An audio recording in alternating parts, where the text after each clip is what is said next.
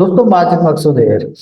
दोस्तों हम आजकल जो हमारे पाकिस्तान के बहुत बड़े राइटर्स हैं उनको एनालाइज कर रहे हैं, उनको पढ़ रहे हैं कि वो क्या कह रहे हैं इस इलेक्शंस के बारे में। हमने दो आर्टिकल्स पहले जो है वो यहाँ पे शेयर किए हुए हैं आप लोगों के साथ।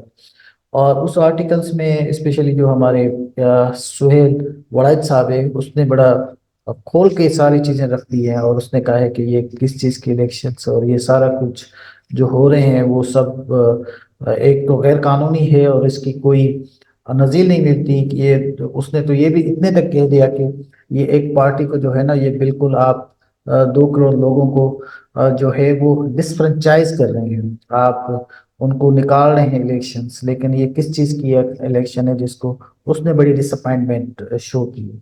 इसके अलावा हमने दूसरा आर्टिकल की जो सिलेक्शन की थी वो अंसार अब्बासी भाई साहब का था। वो अंसार अब्बासी साहब ने भी कुछ इस तरह का जिक्र किया है कि ये आर्टिकल जो है उसने उसमें इस आर्टिकल में जो उसने लिखा है उसने कहा है कि ये जो आप 50 अरब रुपए खर्चा कर रहे हैं ये काहे के लिए, किस लिए। जब आपको सिलेक्शन करनी है, जब आपको एक सबके लिए लेवल प्लेइंग फील्ड नहीं है तो फिर आप ये सारा कुछ क्यों कर रहे हैं। ये एक तीन जो बहुत बड़े राइटर्स हैं इस मुल्क के, इसके अलावा और भी हैं वो भी लिख रहे हैं डिफरेंट अखबारात में। लेकिन एक हमारा नाम और अखबार है जंग, उसमें ये जो लिख रहे हैं लोग और वाजे वाजे लिख रहे हैं कि ये इलेक्शन से कोई फायदा नहीं होगा। मुल्क में जो जिस तरह की अनसर्टेनिटी है, जिस तरह का एक अनस्टेबिलिटी है, ये मुल्क ऐसे अनस्टेबल रहेगा, इससे मसाइल हल नहीं होंगे और पॉलिटिकल अनस्टेबिलिटी और बढ़ेगी। ये उसका जो है आप इसको कष्ट कह सकते हैं, ये इन सब ने कहा है। आज एक और नामवर जो हमारे सहाफ़ी है उसने कहा है, आज उसको हम पढ़ेंगे। हुसूल इक़्तिदार वाहिद मंशूर मजहर अब्बास लिखते हैं कि इलेक्शन विलेक्शन में कहाँ पड़ गए, अब इंतखाबात पूरे होते तो मंशूर भी आते, ज़ोर व शोर से इंतखाबी मुहिम भी चल रही होती, बहस मुबासे की फ़िज़ा भी नज़र आ रही होती। अभी तो मियाँ साहब ने एक जलसा ही किया और ज़ाती मसरूफियात के बास दूसरा मुलतवी कर दिया। अलबत्ता मरीम नवाज़ भरपूर जलसे कर रही है, दूसरी तरफ बिलावल भुट्टो जरदारी के तीरों का पस मंज़र में हो रहा है 8 फरवरी का इलेक्शन। मगर फिर भी न जाने क्यों साबिक वज़ीर आज़म मियाँ नवाज़ शरीफ अपने फॉर्म में नज़र नहीं आ रहे। मुझे लगता है कि लंदन में जो यकीन दहानियाँ कराई गई थी वो पूरी नहीं हुई और मुकम्मल अख्तियार वाला इक़्तिदार नहीं दिया जा रहा। शायद यकीन दहानियाँ कराने वालों को भी अंदाज़ा नहीं था कि पंजाब इस हद तक बदल गया होगा।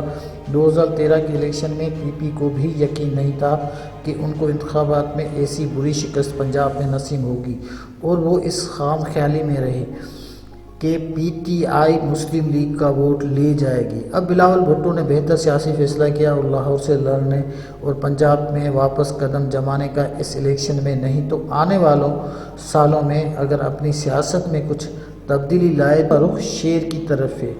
लगता है दोनों की सियासी जंग का हसूल इक़्तिदार है, यानी कौन बनेगा वज़ीर आज़म। 8 फरवरी को मियाँ नवाज शरीफ, बिलावल भुट्टो या कुछ सरप्राइज़ भी हो सकता है। एक तीसरी सियासी जमात को मुकम्मल तौर पर इलेक्शन दौर से बाहर किया जा रहा है। आज़ाद भी आज़ाद नहीं, लीडर आउट, पार्टी आउट, इंतखाबी निशान आउट, जलसे जुलूस तो दूर की बात, ऑनलाइन जलसा होता है तो इंटरनेट बैठ जाता है। ऐसे में पाकिस्तान तहरीक इंसाफ ने एक तरह से ज़ेर ज़मीन इंतखाबी मुहिम शुरू की हुई है। मगर इलेक्शंस के दिन पोलिंग एजेंट कैसे काम करेंगे, वोटर निकल भी आया तो कहाँ जाएगा से बाहर करने में दोनों मुत्तफिक थे, जिसमें किसी हद तक खुद खान साहब की कम गलतियां नहीं। वो भी इन दिनों जमायतों और शरीफों जरदारी को इलेक्शन रेस से बल्कि सियासी रेस से बाहर करवाना चाहते थे। पहले जनरल बाजवा के ज़रिए, फिर जनरल फैज़ के तौर तरीक़ों से। यही वो सियासी दायरे हैं जिसमें सियासत घूम रही है। बहरहाल इमरान आउट हो गए अप्रैल 2002 में और इस वक्त वापसी की जदोजहद कर रहे हैं। दूसरी तरफ मुस्लिम लीग और पीपी की 17 माह की हुकूमत ने जो काम किए हैं उसने इमरान खान को एक बार फिर मकबूल तरीन बना दिया है। मियाँ नवाज शरीफ आज से 3 साल पहले इलाज की गरज से खान साहब की मंजूरी से अदालत की इजाज़त से लंदन गए तो उन्हें अंदाज़ा न था कि वापस आए। किसी हद तक वापसी मुमकिन है। इमरान खान और तहरीक इंसाफ को इक़्तिदार بھائی کی پالیسیوں کی وجہ سے پنجاب بھی ہاتھ سے نکل جائے گا۔ واقعی شہباز شریف نے سچ ہی تو کہا تھا کہ ہم نے اپنی سیاست قربان کر دی، اب ریاست کو کیسے بچایا؟ یہ تو کوئی اسحاق ڈار صاحب سے پوچھے۔ میاں صاحب نے 2013 کے بعد اپنے قریب ترین ساتھی چودھری نثار علی خان کو کھویا اور 2023 میں شاہد خاقان عباسی، مفتاح اسماعیل قریب محمد زبیر اور آصف کرمانی بھی ہاتھ سے گئے، نہیں تو ناراض تو یقینی طور پر ہیں۔ ایسے میں مسلم لیگ اور خاص طور پر میاں صاحب کو لولی لنگڑی حکومت دلوا بھی دی گئی تو وہ کیا خود وزیر اعظم بننا پسند کریں گے؟ اس سوال کا جواب چند دنوں میں آ جائے گا۔ شریفوں کے لیے وزارت عاظمہ سے زیادہ تخت پنجاب ضروری ہے۔ اس وقت میدان میں جتنی بھی جماعتیں اور رہنما ہیں، سب کا ایک ہی منشور ہے، ایک ہی دستور ہے، حصول اقتدار 8 فروری کے الیکشن تو ویسے بھی یہ ماروائے عین ہو رہے ہیں، ورنہ تو اب تک ایک منتخب حکومت کو 3 ماہ ہو چکے ہوتے۔ زرداری صاحب کی سیاست 8 فروری کے بعد شروع ہوگی۔ نمبر گیمز کے وہ ماسٹر ہیں اور یہی ان کی سیاست کا محور ہے جس میں وہ کامیاب بھی ہیں۔ اور اب وہ کیا صرف بلاول کو وزیر اعظم دیکھنا چاہتے ہیں یا کچھ اپنے بارے میں بھی سوچ رہے ہیں؟ تھوڑا انصاف۔ یہ سب باتیں میاں صاحب کو بھی پتہ ہے اور انہیں اب تک زرداری کی سیاست کا خاص حد تک علم بھی ہے۔ شاید یہی میاں صاحب کی پریشانی کا سبب ہے کہ جب پنجاب میں خود انہوں نے صرف 1-2 جلسے کیے ہوں تو یہ سمجھنے کے لیے کوئی راکٹ سائنس نہیں چاہیے۔ آل is not well.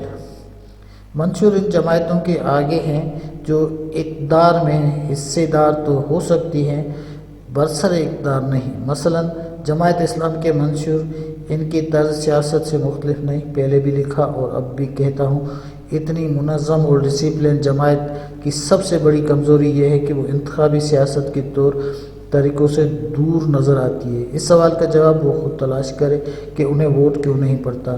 M Q M کا بھی منشور ان کی سیاست کی طرح کا ہے، چونکہ ان کی سیاست خود قومی سطح کی نہیں ہے تو وہ سندھ تک ہی محدود ہے۔ وقت کی بات ہے، ایک زمانہ تھا جب مکمل منشور لایا جاتا تھا، 5 سالہ پلان پیش کیا جاتا تھا، پارٹیوں میں جمہوریت نہ صحیح، کم از کم جنرل ورکرز اجلاس میں کارکردگی اور حساب پر سوالات تو ہوتے تھے۔ اب مرکزی مجلس عاملہ ہے مگر ہر جماعت نے اپنی کور کمیٹی بنائی ہے۔ جو طریقہ کار ان جماعتوں نے جمہوریت کا اپنی پارٹیوں میں رائج کیا ہوا ہے، اب وہی پورے ملک میں نافذ ہو رہا ہے۔ یعنی اقتدار میں کیسے آیا جا سکتا ہے، جس کے لیے وہ سب کچھ کرنے کو تیار ہیں۔